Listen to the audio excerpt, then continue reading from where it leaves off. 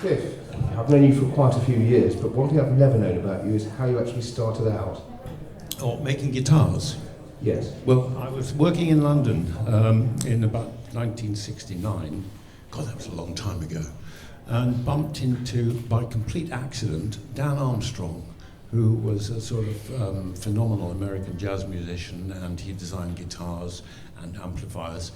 And he wanted somebody who was an industrial designer, which I was just qualified as, to go round and work with him. Somebody specifically who didn't know anything about guitars, to just discuss and have a sort of brainstorming about guitar making. So what do you think you could bring to the table? Well, it was brainstorming, and I was a fairly qualified engineer, engineering designer, and I'm slightly reticent to mention the fact that we got completely ripped on South African grass and came up with some really brilliant ideas for guitars. It seemed brilliant at the time. One of them was very successful, a mutual design, which was the sliding pickup on his, after the plexiglass guitar, which he produced, which are now collector's items. The guitar after that had a sliding pickup, so where you could change the tonal position against the strings with the sliding pickup. So you went on from there to become a maker yourself. When did you start making? Came down to Cornwall in 1970, and just having worked with Dan Armstrong and done all this brainstorming, it was almost as if one believes in former lives, it was almost as if I was remembering that I'd been a guitar maker. Honestly, I learned probably more in about 3 years than most guitar makers do in their lives. So can you tell us about some of the innovative techniques you use and your, for example, your replacement for various animal glues, which in different humidities, crack? Of course. Well, as an engineering designer, I actually started making guitars from first principles. Somebody gave me a book, very, very kindly, on how to make a Spanish guitar. I read it about 3 times, and all it told me what to do was to cut out pieces of wood in a particular shape and glue them together. Like an airfix model? Yes, it didn't tell me why I was doing it. And so I spent the next couple of years sussing out from first principles what is a guitar in terms of engineering, physics, and the various things. What is a guitar? That's a very good question. That's why I asked. No, basically it's the convention. It's got frets. You've got to be able to hold it. It's got 6 strings, 12 strings, 4 strings if it's a bass. And how the body construction and how the neck construction plays a very significant part in the process.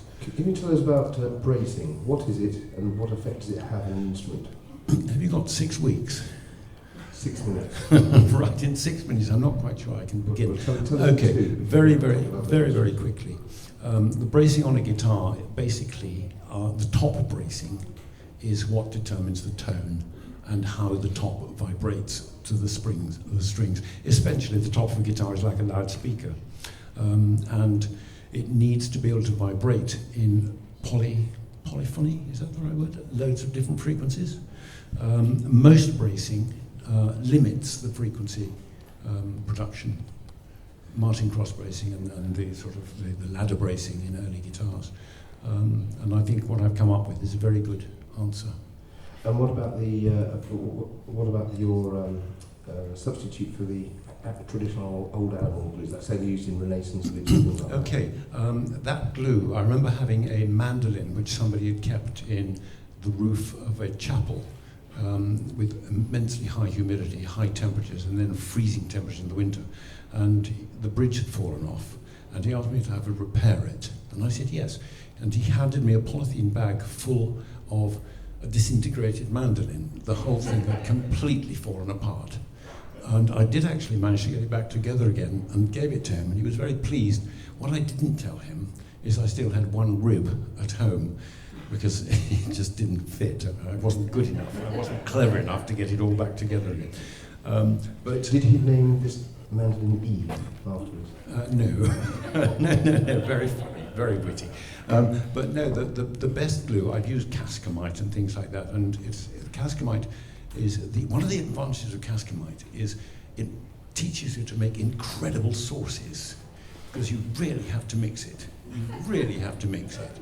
And unfortunately, I've had guitars back from early 70s recently in amazing condition. They sound just like they did when I made them, but the Cascamite glue is fatiguing. It's starting to crack. So what I use today is Tight Bond, which is a synthetic animal glue. It's not waterproof, it is not heat proof, but it won't do the same as the mandolin glue. And can you tell us about any famous people you've made instruments for, or amazingly different instruments from the standard you've constructed? In the early days, I remember exhibiting at the Barbican with guitars which worked superbly because they were built on engineering design principles. And the big buyers from the companies, for the guitar shops, came in and they didn't even look at my stand, because as far as they were concerned, they didn't look like guitars, therefore they weren't guitars. I very quickly changed my guitars to a slightly more guitar shape and got my bracing to work with the revised pattern. And what about unusual instruments that you've constructed outside of the guitar field, or in the field roughly? It's really interesting you should say that, because a complete nutcase came to me about 3 years ago and asked for a strange instrument like a lute with loads of strings on. And I didn't tell him to go away because he was quite nice. And eventually I did make, the rest is history. I wasn't really referring to me, but okay. No, I did make a very talented musician. I did make a triple neck flamenco guitar, which the necks came off. All the necks are bolt-on my guitars for various reasons, and these bolted off, and he had a case made so he could take it anywhere in the world in a flight case. A triple neck flamenco guitar. Wow. I mean, you've been very generous tonight in giving away 2 guitars from your collection, and I know it's pretty hard to get time when you're in this much demand. But have you got any particular projects you're working on at the moment that might be interesting? Well, I'm going to start doing guitar making classes, where if somebody likes my guitars, they can come and buy one for maybe £200 more than I charge off the shelf. And make it themselves in my workshop under my supervision. That's a great idea. Get them to do the work and charge them extra. I like that. No. The extra is for my blood pressure medication. Okay. I was going to say I might do that with concerts. Give the instrument to someone else and then charge. It's always a pleasure to chat to you. And we're really glad you're here, and thank you so much for your support of the festival over these first 3 years. We hope you'll be back next year. I hope so too. And stringing all your guitars with Hellys, of course, I'm sure. Thank you very much. I will string my guitars with Hellys. They're wonderful strings. How are you feeling, Andrea? I'm feeling good, a bit tense, as always when I have to perform, but it's normal. Yeah. And I've known you for a long time, and I've always admired your difference in your approach to many people, which is they often seem to rely on what they think they play best, but you have such a variety of programs. So you remember last time you came to this whole Villa-Lobos thing, which is very rare to see performed, and we've also done things like full concerts of Hinsa, very, very modern music that a lot of people find quite difficult to listen to as well. It is difficult to listen to. Especially out of context. But tonight you're going to be playing a much more varied program, which is going to be equally interesting but very different for people who have seen you play before. Can you tell us about the program tonight? First of all, no Villa-Lobos in the program. No Villa-Lobos? Because we had the whole program of Villa-Lobos 2 years ago, so I thought I should play something completely different. And so it will be a program that goes from Scarlatti and Bach, which means Baroque composers, which I transcribed for the guitar, but it's quite a common practice, through the 19th century with the Giuliani, and late 19th century with the Tarrega, to the 20th century with Castelnuovo Tedesco, an Italian composer, which I love very much, and some pieces by Manuel Ponce, who was a Mexican composer. And both Castelnuovo Tedesco and Ponce wrote mainly on inspiration coming from the great Andres Segovia. And I will play the Sonatina Meridionale by Ponce. That it was played today by a young player in the noon concert. Alex in the lunchtime. Exactly. Yeah. It's always. I always think that a lot of festivals they try and make sure that no music Yeah, overlaps, but but I think it's very important in the way that it does because To me, you this approach is not music a so many ways. yeah, it's not an issue. I mean, every player has his own vision of the music, and sometimes it's interesting to hear the same piece played by different players, the different approach. So can you tell us who your musical inspirations were? Well, when you first began. there are many.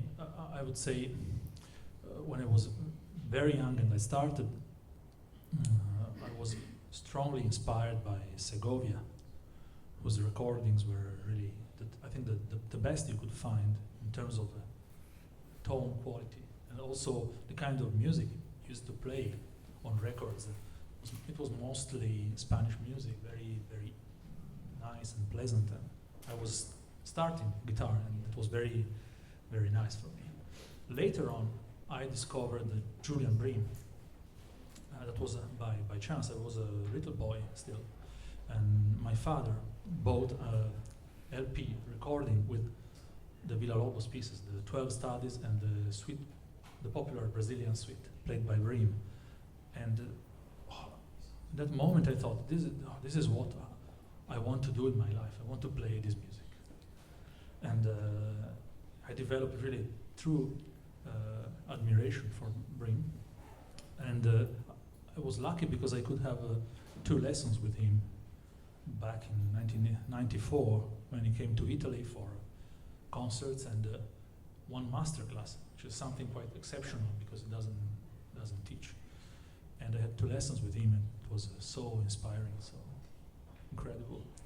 And then another big inspiration was Oscar Ghiglia, who is an Italian guitarist, one of the most famous students of Segovia, together with John Williams and Alirio Diaz. I think those are the 3 most famous students of Segovia. And I studied a lot with him in Italy and in Switzerland, in Basel. And I've never tried to play like him, also because it's impossible, but he was a strong inspiration for me because of his very deep research in the music, in expression, in tone, quality. There is a general,